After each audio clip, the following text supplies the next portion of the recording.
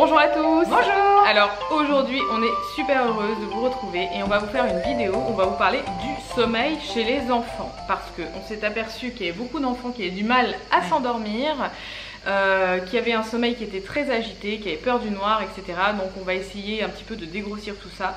Donc Daphné, tu vas nous expliquer un petit peu ce qui se passe chez les enfants quand ils ont du mal à dormir. Oui, ce que je remarque le plus, au-delà des difficultés d'endormissement et du sommeil agité, c'est le manque de sommeil. En fait, je ne crois pas que j'ai connu un enfant qui ne manquait pas de sommeil. Alors, faut savoir qu'un enfant, déjà très jeune bébé, il peut dormir jusqu'à 20 h, après ça sera 15 h, arrivé vers 2-3 ans, ça sera 10-12 h, mais pas en dessous. Voilà, un enfant qui dort 7-8 heures, c'est pas du tout suffisant, sachant que en petite section de maternelle, ils peuvent encore faire la sieste, même si c'est que 1h30, donc de toute façon, ça ne rattrapera pas tout le sommeil qu'ils ont en moins. Mais après, déjà en deuxième section de maternelle, il n'y a plus de sieste. Donc veillez vraiment à ce que vos enfants se couchent. Moi je remarque que ce qui se passe la plupart du temps, et je peux le comprendre, mais il faut vraiment s'adapter au rythme de l'enfant parce que c'est important pour son développement, c'est que les parents souhaiteraient manger le dîner avec l'enfant, mais les parents rentrent à une certaine heure. Si vous avez la chance de rentrer tôt, vous pouvez faire un dîner en famille, voilà, sans que l'enfant se couche trop tard. Mais un enfant qui se lève à 7 h, j'imagine, parce que bon, en général, l'école commence à 8h30. Voilà, si l'école est un peu loin, ça peut être 7 h, sinon ça peut être 7h30. Pour moi, l'enfance devrait se coucher entre 20 h et 21 h maximum. Si vous mangez à 20 h, déjà, l'enfant, ça décale le coucher. Donc vraiment faites attention à ça. Comprenez, je comprends que voilà, on a envie de se retrouver en famille, etc. Mais le sommeil, c'est tellement primordial pour un enfant. C'est la récupération physique, c'est la récupération psychologique, c'est la récupération émotionnelle, c'est la construction parce que c'est un enfant. L'enfant, il est en pleine croissance, il a besoin de ces moments de sommeil qui doivent être longs en fait et réparateurs. Donc vraiment pensez à ça et dites-vous que bon, si vous souhaitez vraiment faire des repas, plus tard, quand il sera un petit peu plus grand, vous pourrez, il aura un peu moins besoin de sommeil. Voilà, mais vraiment quand il est enfant comme ça, essayez qu'il ait son quota de sommeil. Après c'est vrai ce que Céline disait, ce qui revient très souvent, c'est les difficultés d'endormissement et le sommeil agité. De quoi ça peut venir? Il y a plusieurs facteurs. Alors bon, toujours l'alimentation, hein, ça, je crois que pour tout en fait, l'alimentation c'est vraiment la première chose où il faut aller regarder. Si votre enfant il mange trop de sucre, s'il mange trop gras, trop salé, avec plein de produits chimiques, etc., c'est sûr que ça peut perturber son sommeil.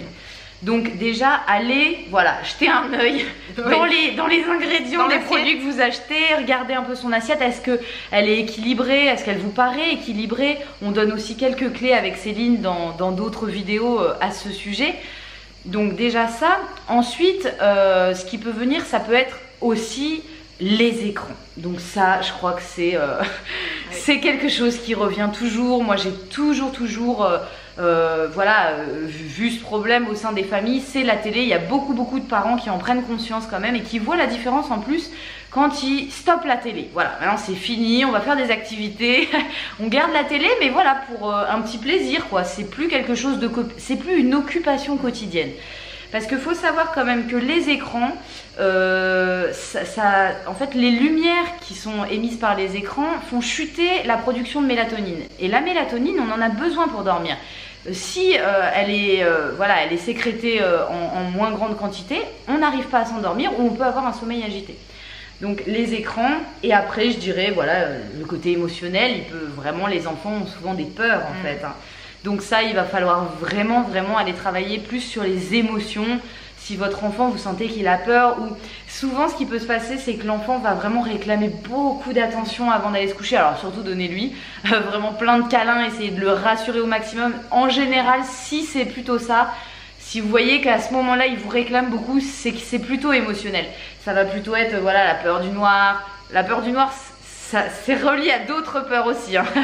Mais voilà, peur de l'abandon, peur... voilà, il se sent pas en sécurité. Voilà, donc en fait c'est plein de petites choses, ça peut être beaucoup de choses en fait, hein, finalement les difficultés d'endormissement ou l'agitation pendant le sommeil. Donc voilà, ça c'est des petites clés, des petites pistes voilà, à explorer si vous voulez essayer de comprendre en fait pourquoi il a des problèmes de sommeil.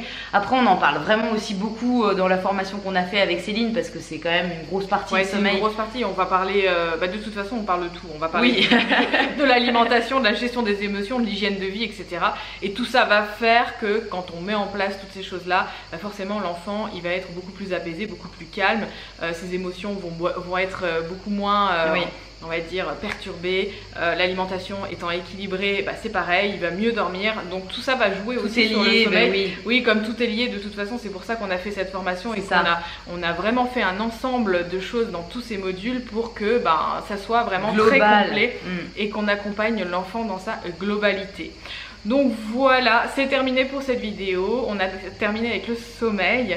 Donc si vous voulez avoir d'autres informations, on va vous faire plein de vidéos sur le sujet des enfants. N'hésitez pas à vous abonner, c'est ici. Et vous avez la petite cloche pour louper aucune vidéo. En dessous, vous avez le lien de la formation si vous voulez en savoir plus. Et nous, on vous dit à très bientôt dans une prochaine vidéo. À bientôt. Ciao. Salut, c'est Céline. Alors si tu veux apprendre à améliorer le bien-être de ton enfant, je te propose de télécharger mes 5 conseils gratuits en vidéo. C'est ici, juste ici. À tout de suite.